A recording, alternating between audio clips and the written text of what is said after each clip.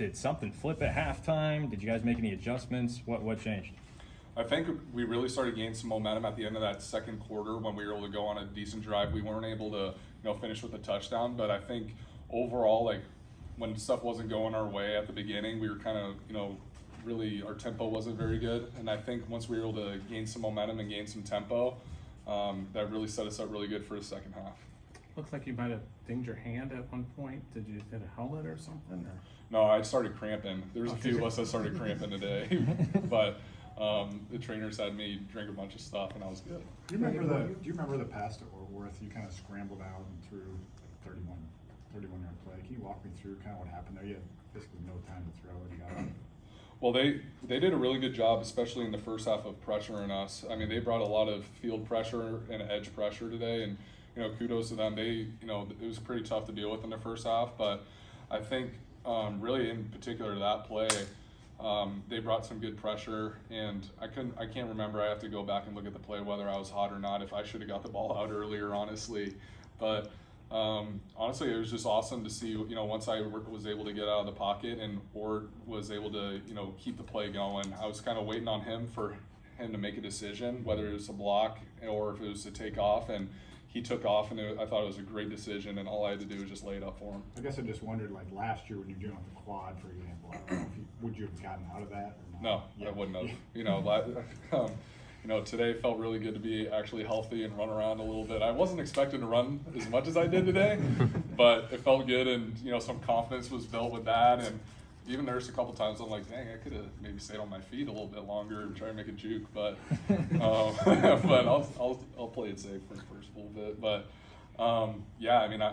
this time last year, I really I wasn't able to do a full week of practice, dealing with my quad, and for me to be able to do a full week of practice and then come out of this game healthy and everything, it's huge. Has your chemistry in practice with Reese Vanderzee been as good as it looked today, or did you kind of surprise yourselves with how well you guys looked together today? It was a little bit surprising. I think he really started gaining a lot of momentum towards the end of camp, and as you guys were able to see it, his ability to go up and get it and make plays was, something that he was gaining some traction through, and I'm just so stoked for him because, as a true freshman, you don't know how guys are going to react, in game situations. And, even for like me or Luke, this is our first time being back there, in a while too. And there's nerves and there's anxiousness, but I was just so proud of him, the way that he was able to perform. And something that's so impressive to me is just how unfazed he is by everything.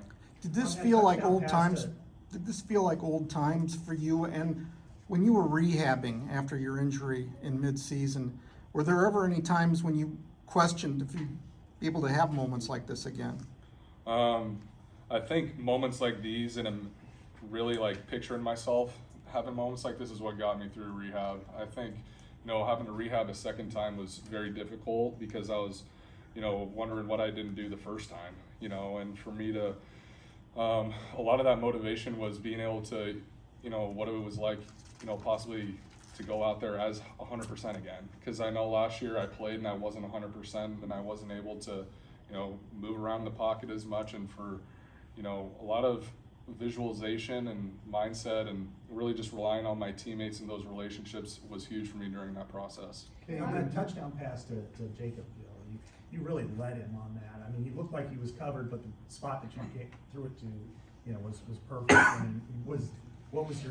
What did you see on that play? How did it develop and ultimately put it in that spot? Yeah, well, we ran a similar play earlier, and we were kind of just looking at how the safeties were playing it. And really, when we've practiced that play, it hasn't played out like that. Usually, the Jacob is able to kind of stay skinny through the middle of the field, but because we called it lower in the red zone, kind of forced his angle to be a little thicker. And for usually I'm kind of throwing it in the first window, but kind of the way they played it was a little unique. And that's the kind of thing about a new offense, is like sometimes the first time that you see something is going to be in a game. And for example, that was today with that.